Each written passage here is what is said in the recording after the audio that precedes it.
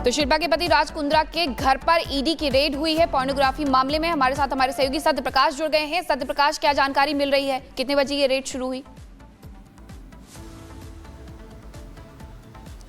देखिए, आज सुबह 6 बजे ईडी ने रेड किया है शिल्पा शेट्टी के पति के राज कुंद्रा के घर पर रेड किया है, ऑफिस पर रेड किया है। जो पोर्नोग्राफी कंटेंट बनाने और प्रसार करने को लेकर मनी लॉन्ड्रिंग का मामला दर्ज किया था, इसी को लेकर आज सुबह सुबह राज कुंद्रा के ऑफिस और उनके घर पर रेड किया है। सर्च ऑपरेशन शुरू है। जो ईडी की टीम है अलग अलग लोकेशन पर सर्च कर रही, क्योंकि ये जो मामला है 2021 का है और इस मामले को लेकर राज कुंद्रा गिरफ्तार भी हुए थे और जेल में थे। उनको जमानत मिली है फिलहाल, लेकिन ईडी ने आज सुबह 6 बजे रेड किया और सर्च ऑपरेशन शुरू है। जी सत्यप्रकाश, ईडी के शिकंजे में और कौन कौन फंसा हुआ नजर आ रहा है? क्योंकि खबर है कि राज कुंद्रा के सहयोगियों पर, दोस्तों के घर पर भी छापेमारी को अंजाम दिया जा रहा है। देखिए, ईडी ने आज 6 बजे जो रेड किया है मुंबई के अलग अलग जगहों पर किया है। लगभग 13 लोकेशन पे रेड हुआ है और ये रेड सुबह चल रहा है, सर्च ऑपरेशन चल रहा है, क्योंकि जिस तरह से पोर्नोग्राफी का ये मामला था, मनी लॉन्ड्रिंग का मामला दर्ज करके ईडी ने इस मामले की जांच किया था कर रही है और लगातार इस मामले को लेकर जो लिंक जुड़ते जा रहे हैं उसको लेकर जांच कर रही है। लगभग 13 लोकेशन पर रेड हुआ है और जो दोस्त हैं, जो ऑफिस के जो स्टाफ हैं, उनसे भी लगातार पूछताछ किया जा रहा है इस मामले को लेकर। राज कुंद्रा 2021 में इस मामले को लेकर जेल भी गए थे और फिलहाल वो जमानत पे है। ईडी इस मामले को लेकर जांच कर रही है और फिलहाल मुंबई सहित कई ऐसी जगह पे जहां पे 13 जगहों पे रेड चल रहा है, सर्च ऑपरेशन चल रहा है। जी बिल्कुल सत्यप्रकाश, जुड़ने के लिए और जानकारियां देने के लिए बहुत शुक्रिया। तो आपको बताएं कि राज कुंद्रा के दफ्तर समेत कई ठिकाने हैं, घर, जहां पर ईडी की छापेमारी की कार्रवाई चल रही है। पोर्नोग्राफी मामले से जुड़ा ये पूरा केस जिसमें कार्रवाई की जा रही है। आगे बढ़ते हैं, अगली खबर का रुख करते हैं। बात अब संभल की करेंगे, जहां पर इस वक्त हाई अलर्ट है।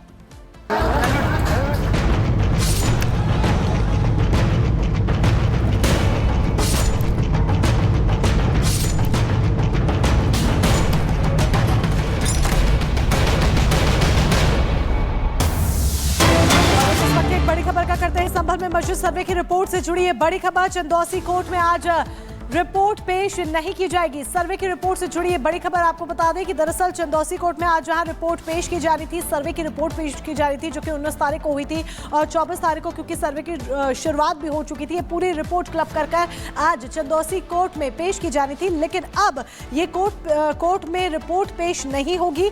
अगली सुनवाई जो है वो 8 जनवरी को होनी है। चंदौसी कोर्ट में अगली सुनवाई 8 जनवरी को होगी, तारीख तय कर ली गई है।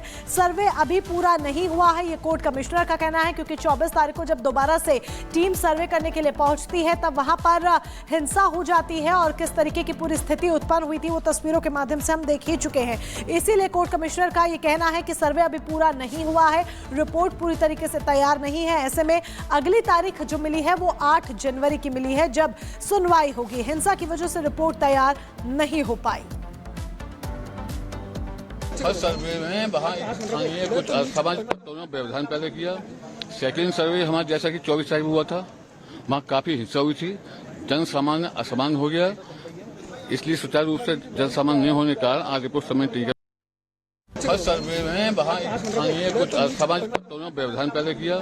सेकेंड सर्वे हमारा जैसा कि 24 तारीख हुआ था, वहाँ काफी हिंसा हुई थी, जन सामान्य असमान हो गया। इसलिए सुचारू रूप से जन सामान्य नहीं होने के कारण आज रिपोर्ट समय तय करेंगे। और टाइम सीख किया था जवाब के लिए और हमें नकलें प्रोवाइड कराने के लिए अदालत से कहा था। अदालत ने हमें नकलें प्रोवाइड कराई हैं और हमें जवाब के लिए 6 जनवरी का टाइम दिया है। 8 जनवरी का टाइम दिया है हमें जवाब के लिए। और आज कमिश्नर साहब ने भी टाइम सीख किया, रिपोर्ट तैयार नहीं कर पाए थे, लेकिन उन्होंने ये लिख करके दे दिया कि हम कमीशन पूरा कर चुके हैं और दोबारा किसी कमीशन की आवश्यकता नहीं है और हमें रिपोर्ट के लिए टाइम दे दिया जाए। तो अदालत ने उन्हें 10 दिन का टाइम दिया है। क्या सर्वे में क्या कुछ बातें रखी गई? क्या कोई नहीं, कोई बात नहीं रखी गई। ये जब रिपोर्ट आएगी, जब ये रिपोर्ट आएगी तब पता चलेगा कि क्या रिपोर्ट है उनकी। अभी उनकी कोई रिपोर्ट नहीं आई है। दोबारा सर्वे करवाने कोई गुंजाइश नहीं है दोबारा सर्वे कराने की। अदालत ने उनसे राइटिंग ले लिया है कि हम कमीशन पूरा कर चुके हैं। बिल्कुल क्लियर हो गया, आप कोई गुंजाइश जी जी सर आपका नाम? मेरा नाम अमीर हुसैन, मैं भी मस्जिद कमेटी की तरफ से ही। सर आज क्या हुआ? आज मुकदमा पेश हुआ अदालत में और हम लोग अपीयर हुए थे मस्जिद कमेटी की तरफ से। हमने अर्जी लगाई कि हमको नकल दे दी जाए, जो प्लेंट वगैरह दाखिल किया गया है वादी पक्ष की तरफ से। तो अदालत ने उनको ये हमारी एप्लीकेशन को अलाउ कर दिया और कहा कि कॉपी इनको प्रोवाइड कराइए मस्जिद कमेटी के वकील साहब को। और उसमें एलए कमीशन वाले जो वकील साहब थे वो भी अपीयर हुए। उन्होंने कहा कि हमको भी टाइम दे दिए रिपोर्ट दाखिल करने के लिए। वो कुछ कहना चाहते थे कि शायद हम दोबारा फिर कमीशन करना चाहते हैं इनकम्प्लीट है, लेकिन कोर्ट ने कहा कि नहीं, आपको टाइम नहीं देंगे और आप अपनी एप्लीकेशन पे लिखिए कि हमारा कमीशन कंप्लीट हो चुका है। तो उनको जो कंप्लीट हो चुका है कमीशन, उसी पर उनको रिपोर्ट देने के लिए 10 दिन का वक्त दे दिया गया है। और क्या नाम बताया? अमीर हुसैन। और पूरे मुकदमे में जो हमने जवाब देना है और ऑब्जेक्शन फाइल करना है वो उसको उन्होंने 8 जनवरी लगा दिया है, 8 जनवरी 2025। उस दिन मुकदमे में सुनवाई होगी और 10 दिन के अंदर अंदर कमीशन साहब की रिपोर्ट आ जाएगी से कि हमें सारे डॉक्यूमेंट्स मुहैया करा जाए ताकि हम उसके WS वगैरह दाखिल कर सकें। सर्वे रिपोर्ट अभी दाखिल नहीं हुई है, ऐसा कुछ नहीं है, दोबारा नहीं हो सकता है। पहला जो हुआ वही गलत हो गया। 8 जनवरी डेट लगी है नेक्स्ट हियरिंग के लिए। आज हमने मस्जिद की तरफ से अपीयरेंस दी और उसमें नकलें मांगी वादी पक्ष से। उन्होंने हमें नकलें देने के लिए आदेशित कर दिया, न्यायालय ने 8 जनवरी मुकर्रर कर दिया। क्या सर सर्वे की रिपोर्ट भी पेश? सर्वे रिपोर्ट पेश नहीं हुई, दरखास्त दी उन्होंने कि टाइम दे दिया जाए और उस पर हमने आपत्ति कर दाखिल करने के लिए दोबारा से नहीं कोई सर्वे नहीं।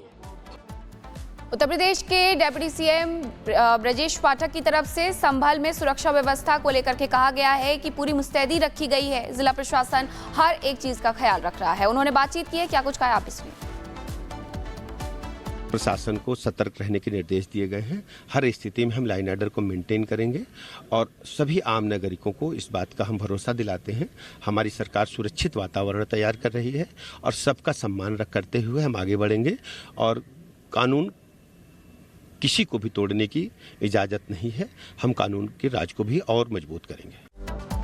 एक तरफ ब्रजेश पाठक जो है सुरक्षा को लेकर आश्वासन दे रहे हैं कि सिक्योरिटी बिल्कुल हाई है, किसी भी तरह की कोई दिक्कत नहीं है। इसके साथ ही उन्होंने प्रशासन को भी अलर्ट मोड पर रहने के सख्त आदेश भी जारी किए हैं। तो दूसरी तरफ विपक्ष अभी भी बाज नहीं आ रहा है। विपक्ष ने दरअसल रामगोपाल यादव की बात हम आपको यहाँ पर सुनाते हैं। रामगोपाल यादव से बातचीत हुई, उन्होंने कहा है कि संभल हिंसा में जो अधिकारी हैं उन्हें हटाया जाए। रामगोपाल से जो आयोग गठित किया गया है संभल मामले को लेकर के, जो 2 महीने में रिपोर्ट सौंपेगा गवर्नर को, उस पर क्या कहेंगे? जब तक संभल के अधिकारी ट्रांसफर नहीं होते हैं आयोग का कोई अर्थ नहीं। सर, तो आप लोग आयोग पे भरोसा नहीं है जो गवर्नर को रिपोर्ट सौंपे? भरोसा क्यों नहीं, भरोसा है, लेकिन जब लोगों को बोलना ही नहीं दिया जाएगा जिन अधिकारियों को रहते, तुम गलत बात क्यों करते हो? नहीं, आपसे बस पूछ रहे हैं क्योंकि गवर्नर ने कहा रिपोर्ट सौंपने के लिए। तुम अपनी तरफ से हमारे मुंह में दिखाना चाहते हो।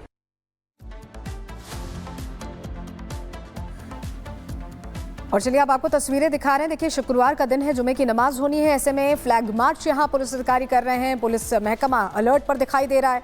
तस्वीरें भी हम आपको दिखा रहे हैं क्योंकि 24 तारीख को जो हो हंगामा हुआ, जो दंगे जैसे हालात बने, उसके बाद यहाँ और सतर्कता आज के दिन बढ़ती जा रही है। आज रिपोर्ट पेश करने की बात थी, लेकिन अब रिपोर्ट आज पेश नहीं होनी है, समय और मांगने की बात है। 8 जनवरी को अगली सुनवाई होगी, लेकिन उससे पहले यहाँ तनावपूर्ण माहौल ना बने, इसको लेकर लगातार मुस्तैदी देखी जा रही है। और आप देख पा रहे हैं डीएम